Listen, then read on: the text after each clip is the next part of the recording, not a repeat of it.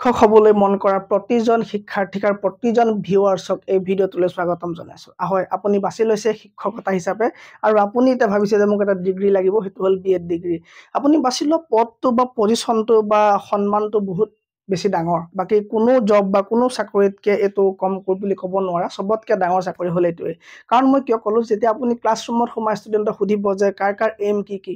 চ' শিক্ষক হ'ম বুলি দুই এজনৰ বাহিৰে কোনেও নকয়। সকলোৱে ক'ব ইঞ্জিনিয়াৰ, ডক্টৰ, আমুক তামুক, মানে পাইলট, আৰ্মি, সকলো ক'ব। কিন্তু টিচাৰ জবটো ল'বৰ কাৰণে বহুত বেছি কঠিন আৰু বহুত বেছি এইটো কণ্টিনিউ কৰাটো বহুত বেছি কঠিন। ঠিক আছে, আৰু আমি বাছি লৈছোঁ যে এইটোৱে পদ বা এইটোৱে আমি কৰিম বুলি ভাবি ল'লোঁ। ঠিক আছে, আমি টিচাৰ বাই ফ'ৰ্চ নহয়, বাই চইচ হয়। আৰু আমি যেতিয়া এইটো কাম কৰিব লৈছোঁ, আমাক ডিগ্ৰী এটাও লাগিব, সেইটো হৈছে B.Ed ডিগ্ৰী। আৰু এই ডিগ্ৰীটো আমাক সকলোকে লাগিব। যিসকল প্ৰাইভেট স্কুলত টিচাৰ কৰি আছে তেওঁলোকেও এই ডিগ্ৰীটো লৈ থোৱাটো ভাল। B.Ed বা DLED ডিগ্ৰী তেওঁলোকেও লৈ থোৱাটো ভাল। কাৰণ মই যিমান দূৰ জানিছোঁ যে এইবাৰ CTET বা মানে এতিয়া যিটো মানে নটিফিকেশ্যন আহিব গৈ আছে এটা, সেই নটিফিকেশ্যন হয়তো এনেকৈও আহিব পাৰে যে প্ৰাইভেট স্কুলৰ টিচাৰসকলেও B.Ed DLED থকাটো বাধ্যতামূলক হ'ব। ঠিক আছে, চ' আমি আৰম্ভ কৰিব লৈছোঁ এই ডিব্ৰুগড় ইউনিভাৰ্চিটিৰ আণ্ডাৰত ওলোৱা এণ্ট্ৰেন্স এক্সামৰ বিষয়ে, যিটো আমি কি বুলি কওঁ কমন এণ্ট্ৰেন্স এটা পাতে তেওঁলোকে B.Ed ডিগ্ৰীটো পাবৰ কাৰণে, তাৰমানে B.Ed ডিগ্ৰী এডমিশ্যন ল'বৰ কাৰণে এটা কমন টেষ্ট পাতিব। সেই টেষ্টত পাছ কৰিলে আপোনাক ভেৰিয়াছ ইউনিভাৰ্চিটি মানে ভেৰিয়াছ কলেজত আপোনাক দিব,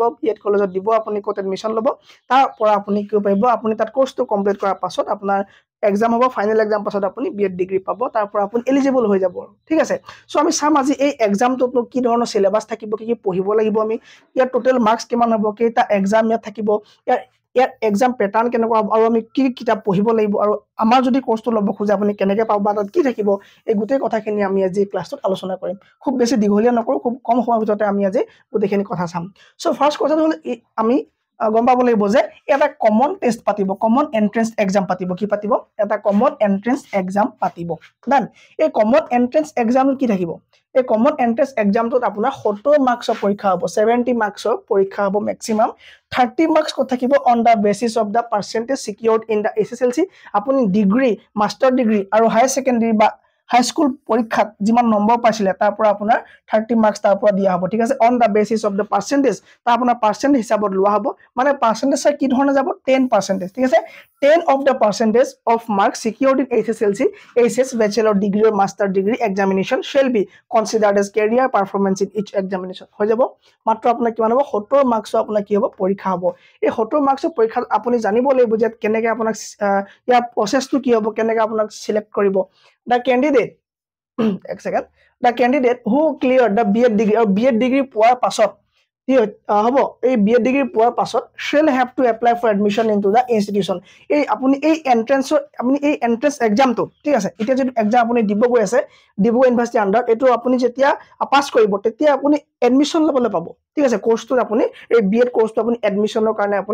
আপুনি এপ্লাই কৰিব পাৰিব। The concerned institution will select candidates for admission on the basis of their marks। আৰু আপোনাৰ মাৰ্কছৰ ওপৰত আমাৰ ইয়াত যিমানখিনি B.Ed কলেজ আছে তেওঁলোকে আপোনাক চিলেক্ট কৰিব, আপোনাক তাত এডমিশ্যন ল'বলৈ আপোনাক তাত জনাব। এতিয়া কথা হ'ল যে চিলেবাছৰ বিষয়ে কওক যে কিমান কি নম্বৰ থাকিব, কি কি ছাবজেক্ট থাকিব। মই ক'লোঁ যে 70টা কুৱেশ্যন হ'ব, 70 মাৰ্কছ থাকিব, আৰু এইবিলাক MCQs টাইপ হ'ব, আৰু ইয়াৰ সময় থাকিব আপোনাৰ 1 ঘণ্টা 30 মিনিট থাকিব। ঠিক আছে, কিমান থাকিব সময়? 1 ঘণ্টা 30 মিনিট থাকিব। ছাবজেক্টত কি সোমাব ছাৰ? জেনেৰেল ইংলিছ আহিব 15 মাৰ্কছৰ, জেনেৰেল নলেজ আহিব 25 মাৰ্কছৰ, টেষ্ট অফ ৰিজনিং গম পাই আপোনালোক সকলোৱে হয়তো ADR APR হৈছে, সকলোৱে জানে এইবিলাক বস্তু। নিউমেৰিকেল এবিলিটিত কি পঢ়িব লাগিব আমি সেইখিনিও চাম, আৰু টিচিং এপ্টিটিউড বুলি কোৱাৰ লগে লগে আমি টেকনিকছবিলাক জানিব লাগিব, সেইখিনিও আমি চাম, আৰু এইখিনি আমাৰ তাত পাব নাপায় মই সেইখিনি বিষয়ে আপোনাক কৈ আছোঁ। এতিয়া কথা হৈছে জেনেৰেল ইংলিছৰ ভিতৰত আমি কি চাব লাগিব? একেবাৰে চিম্পল, আমি যিসমূহ সৰুৰ পৰা পঢ়ি আহিছোঁ, tense, voice, narration, preposition, correct tense, আৰু আপোনাৰ আহিব তোমাৰ নাউন, প্ৰনাউন। আপুনি মানে পাৰ্টছ অফ স্পীচৰ ওপৰত আপোনাৰ ধুনীয়া নলেজ থাকিব লাগিব, আৰু থাকিব, একো প্ৰব্লেম নাই, হয়নে? একো প্ৰব্লেম নাই। এইখিনি আপুনি যদিও নাজানে, আপুনি টেন্সৰ এটা ভিডিঅ' আছে, মাত্ৰ আপুনি এটা চাই লওক যে টেন্স আমাৰ যিটো ক্লাছ আছে আপুনি সেইটো এবাৰ চাই লওক, আৰু তেতিয়া গম পাব যে আপুনি গোটেই গ্ৰামাৰখিনি আপুনি ক'ৰ পৰা পঢ়িব, তেতিয়া আপুনি ডিচাইড কৰিব পাৰিব। টেন্স আপুনি হয়তো subject plus verb plus object আমাক এইবিলাক কিমান মুখস্থ কৰিব লাগে, হয়নে? কিন্তু কেতিয়াবা আমাৰ এতিয়াও খেলিমেলি লাগে, যদিও আমি ষ্টুডেণ্টক পঢ়াই থাকোঁ, হয়নে? খেলিমেলি লাগে। চ' সেই খেলিমেলিটো নাইকিয়া কৰিবৰ কাৰণে আপুনি আমাৰ টেন্সৰ ক্লাছটো চাওক। তাত মই ফৰ্মুলা বনাই পেলাই কেনেকৈ আপুনি নিজেই এটা ৱৰ্ডো মুখস্থ নৰখাকৈ টেন্স কেনেকৈ পঢ়াব পাৰিব গোটেই আপুনি ষ্ট্ৰাকচাৰ্ছ মানে গোটেই 3টা টেন্সৰ ষ্ট্ৰাকচাৰ্ছখিনি দিয়া আছে কেনেকৈ আপুনি পঢ়াব সেইখিনি আপুনি তাত চাই ল'ব নেৰেশ্যনৰ শ্বৰ্ট ট্ৰিক্স দিয়া আছে প্ৰিপ'জিশ্যন দিয়া আছে এইখিনি গোটেইখিনি বস্তু আমাক কি হ'ব লাগিব আমাক এই এন্ট্ৰেন্স এক্সামটো আমি পাছ কৰিবৰ কাৰণে নেক্সট আহিলে আপোনাৰ জেনেৰেল নলেজ বুলি কোৱাৰ লগে লগে আপুনি এখন জিকে বুক পঢ়িলে নহ'ব সাধাৰণ আৰু সময় আছে পৰীক্ষা জুলাইত আছে সময় আছে আপোনাৰ হাতত পঢ়ক আৰু আপোনাৰ পৰীক্ষা এপ্লাই লাষ্ট ডেট 25 ঠিক আছে মানে অহা কাইলৈ ঠিক আছে সো কাইলৈ আপুনি লাষ্ট ডেট হয় নেকি মোৰ মতে কাইলৈ লাষ্ট ডেট হ'ব পাৰে ঠিক আছে সো আপুনি সোনকালে এপ্লাই কৰক আৰু জেনেৰেল কাষ্টৰ কাৰণে 1000 rupees ফৰ্ম ফিল আপ বাকি কাষ্ট সকলৰ কাৰণে চাই ল'ব আপোনালোকে ঠিক আছে সো জেনেৰেল নলেজ আপুনি সোমাব ইণ্ডিয়ান হিষ্ট্ৰী ইয়াৰ হিষ্ট্ৰী বুলি কোৱাৰ লগে লগে আপুনি একদম এনচিয়েন্টৰ পৰা আৰম্ভ কৰিব লাগিব ancient history modern history medieval history ঠিক আছে আমাৰ এটা প্লেলিষ্ট আছে আপুনি তাত ডেমো ক্লাছ চাব একেবাৰে আপোনাৰ হৰপ্পান চিভিলাইজেশ্যনৰ পৰা পিৰিয়ড অফ নেহৰুলৈকে কি ধৰণে পঢ়ুৱা আছে তাতকেও যদি আপুনি বেলেগ ক'ৰবাত হিষ্ট্ৰী পঢ়াবলৈ পায় মানে যদি হিষ্ট্ৰী পঢ়িবলৈ পায় সেই প্লেলিষ্ট মই মোৰ ইউটিউবৰ পৰা চাইড কৰি দিম মই ঠিক আছে যদি আপুনি তাতকে বেটাৰ ক'ৰবাত পায় মোক জনাওক কমেণ্টত দিয়ক যিকোনো এটা ভিডিঅ'ৰ যে মই স্যাৰ আপোনাৰ এই প্লেলিষ্টটোতকে বেটাৰ প্লেলিষ্ট পাই গৈছো তাত মই বেছি বুজি পাইছো ঠিক আছে আপুনি মোক তেনে কমেণ্ট এটা দিয়ক মই লগে লগে প্লেলিষ্টটো মই আঁতৰাই দিম ঠিক আছে সো তাৰপৰা আহিলে ইণ্ডিয়ান পলিটি এম লক্ষ্মীকান্ত আপুনি মানে আৰ্টিকলছ বিলাক আছে যে আমাৰ 1 পৰা 395 লৈকে আৰ্টিকল পাৰ্ট ৱাইজ গোটেইখিনি কৰাই থোৱা আছে ডেমো চাই লওক দুটা ঠিক আছে তাৰপৰা আপুনি এপটো ডাউনলোড কৰিব তাৰ আগত কিন্তু নকৰিব সো পলিটি কি থাকিব আমি সেইখিনিও চাম ঠিক আছে সো জিওগ্ৰাফিৰ ভিতৰত আপোনাৰ আহি গ'ল গোটেইখিনি মানে ইণ্ডিয়ান জিওগ্ৰাফি আহি গ'ল আপোনাৰ ৱৰ্ল্ড জিওগ্ৰাফি আপুনি অলপ চাব কিন্তু ইণ্ডিয়ান জিওগ্ৰাফি আপুনি বেছি চাব লগতে আপুনি আসাম জিওগ্ৰাফি চাব ৰিভাৰ সিস্টেম তাত আহি যাব টপোগ্ৰাফি আহি যাব উইণ্ড সিস্টেম আহি যাব কি উইণ্ড চলি আছে ঠিক আছে সো গোটেইখিনি বস্তু ইয়াত সোমাই যাব জিওগ্ৰাফি বুলি কোৱাৰ লগে লগে আপোনাৰ ভূগৰ্ভৰ পৰা আৰম্ভ কৰি একেবাৰে এষ্ট্ৰনমিলৈকে আপুনি চাওক মানে গ্ৰহ নক্ষত্ৰ আপুনি চাওক ঠিক আছে তাহলে আমাৰ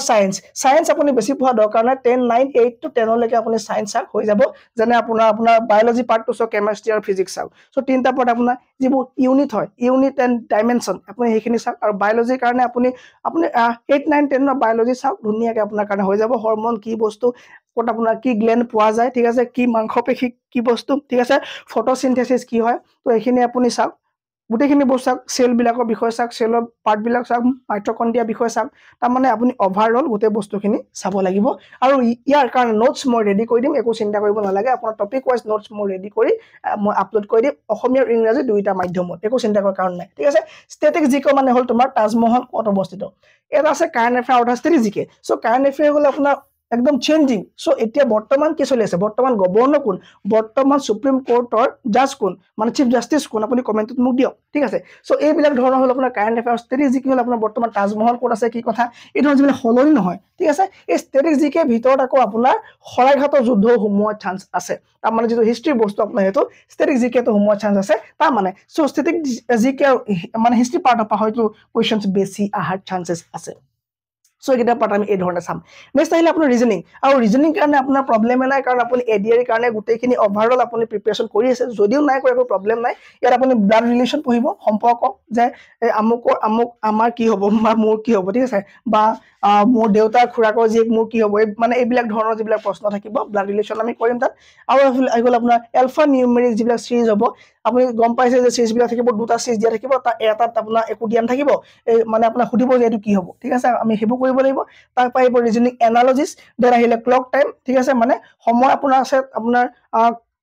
তাৰমানে টাইমটো আপোনাৰ কি এংগেল মানে উলিয়াব দিব পাৰে বা কেইটা বাজিলে কি এংগল হ'ব বা এই ইমান সময়ত ঘড়ী কাটাই কোনটো এংগল ক্ৰিয়েট কৰিব সেইখিনিও ধৰণৰ আমাৰ ইয়াত প্ৰশ্ন দিব পাৰে তাৰ পাইলে coding decoding data sufficiency puzzles আৰু ষ্টেটমেন্ট এণ্ড কনক্লুজন আৰু আহিলে আপোনাৰ সিলোজিম ঠিক আছে দেন ভেন ডায়াগ্ৰাম আৰু এইখিনি আমি চাব লাগিব নেহলে নিউমেৰিকেল এবিলিটি আপোনাৰ অংক পঢ়িব আপোনাৰ 10 ৰ 9 ৰ আপুনি অংকখিনি চাওক বেসিক যিখিনি ম্যাথছ আছে সেইখিনি চাওক পাৰ্সেন্টেজ অংক চাওক আপুনি প্ৰফিট এণ্ড লছ পাৰ্সেন্টেজ উলিয়াব জানিব লাগিব ঠিক আছে প্ৰফিট পাৰ্সেন্টেজ লছ পাৰ্সেন্টেজ আপোনাৰ কেনেকৈ ওলাব এইখিনি আপুনি শিকিব লাগিব চাব লাগিব লগতে আপোনাৰ ৰেশিও প্ৰপৰচন অনুপাত সমানুপাত এইখিনি চাব আৰু আহিলে এভাৰেজ আপোনাৰ ঠিক আছে তাৰপৰা আপোনাৰ data interpretation and more complex concept like profit and loss মই যে দিছিলো আপোনাৰ প্ৰফিট এণ্ড লছৰ অংক আপুনি কৰিব লাগিব আৰু ইন্টাৰেষ্ট কেনেকৈ উলিয়াব ঠিক আছে মাৰ্ক প্ৰাইস কি হয় সেলিং প্ৰাইচ কি আপুনি এইখিনি জানিব লাগিব আৰু টাইম এণ্ড ৱৰ্ক ঠিক আছে ধৰক আপোনাৰ 3টা মানুহে যদি এটা কাম 5 দিনত কৰে 5টা মানুহ এটা কাম কেইদিনত কৰিব এই ধৰণৰ যিবিলাক প্ৰবলেম হ'ব এইখিনি আমি টাইম এণ্ড ৱৰ্কত আমি ইন্ট্ৰোডিউস কৰি পেলাই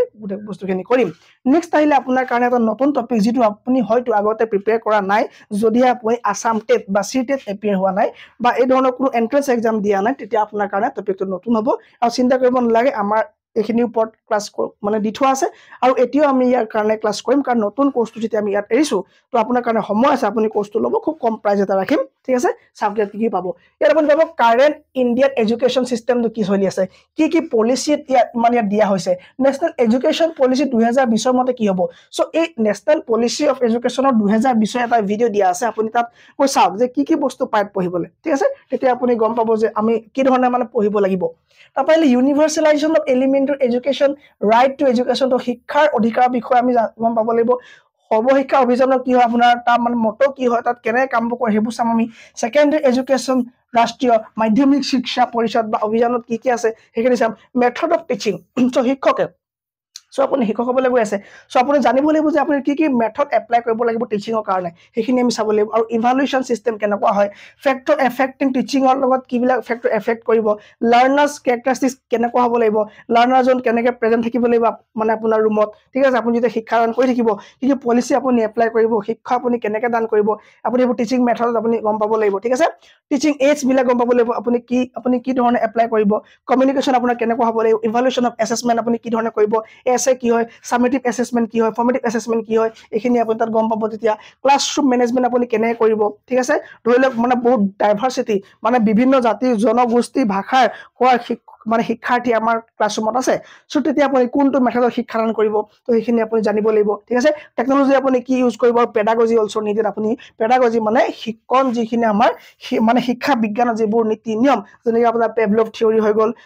যেনে আপোনাৰ স্কিনাৰ থিওৰি হৈ গল সো হেখিনি আমি দুই এটা ইয়াতে এড কৰি দিম যাতে আমাৰ সিলেবাসৰ আউট অফ সিলেবাস যদিও এইটা বস্তু দি দিয়া তেতিয়া আমাৰ যাতে একো প্ৰবলেম নহয় এই গোটেইখিনি কথা আজি আপোনালোকৰ লগত আলোচনা কৰিলো যদি ভিডিওটো ভাল পালে এবাৰ লাইক এটা কৰি পেলাই মোক কমেন্টত দিব যে আপুনি কেনেকৈ কি কৰিব খুজিছে আৰু আমাৰ যদি এই পিডিএফটো আপোনাৰ কালি ডেসক্ৰিপচনত এই টেলিগ্ৰামৰ লিংকত দি দিয়া যাব তাৰ আপুনি ডাউনলোড কৰি ল'ব গোটেই সিলেবাস তাত পাবই আৰু গোটেই মোৰ এপৰ লিংক আমাৰ সব দি দিছো আপোনাক এটা আমি এটা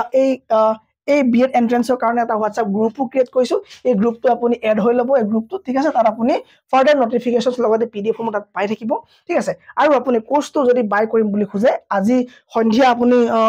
প্ৰায় 8টা মান বজাৰ পৰা কোৰ্সটো বাই কৰিব পাৰিব তাৰ আগত আপুনি কোৰ্সটো বাই কৰিব নোৱাৰিব ঠিক আছে এই 8 বজাৰ পৰা আপুনি কৰিব কোৰ্সটো বাই কৰিব আৰু কোৰ্সটো প্ৰাইস মই খুব কম ৰাখিম আপুনি মোক কমেন্টত জনাব যে আপোনালোকে মোক কমেন্টত জনাব যে কিমান টকা ৰাখিলে ভাল হ'ব ঠিক আছে খুব কম দাম এটা মই ৰাখি দিম যাতে সকলো এই এন্ট্ৰেন্সটোত দিবৰ কাৰণে মই যাতে কাবাক হেল্প কৰিব পাৰো কাৰণ শিক্ষা এনেকুৱা এটা বস্তু যাতে টকা মানে অভাৱত কোনো থাকি যাব নালাগে সো সকলো যাতে আমি আগবাঢ়ি যাওঁ সকলো যাতে আমি এন্ট্ৰেন্সটো দিওঁ সকলো যাতে পাস কৰোঁ তাৰ কাৰণে আপুনি মোক কমেন্টত জনাওক যে কিমান টকা এই ফিজটো ৰাখিলে ভাল হ'ব যাৰে কমেন্টত মই অকমান মানে মই গোটেইখিনি কমেন্ট চাই পেলাই এটা মই চাই লম যে কাৰ কি আছে কমেন্টত যাৰ দামটো কি দিছে সো হেতু চাই পেলাই মই এটা হিমানে দাম এটা কি কৰিম মই কোৰ্সটো প্ৰাইস ৰাখি দিম আৰু তাৰ পৰা আপুনি কোৰ্সটো লৈ ল'ব গোটেই সম্পূৰ্ণ পিডিএফ অসমীয়া আৰু ইংৰাজীত লগতে আপুনি মক টেষ্ট লগতে আপুনি এমসিকিউজ প্ৰায় 500 এমসিকিউজ আপুনি তাত পাই যাব ঠিক আছে যিখিনি কমন এক্সামৰ কাৰণে হৈ যাব থ্যাংক ইউ ভেৰি মাচ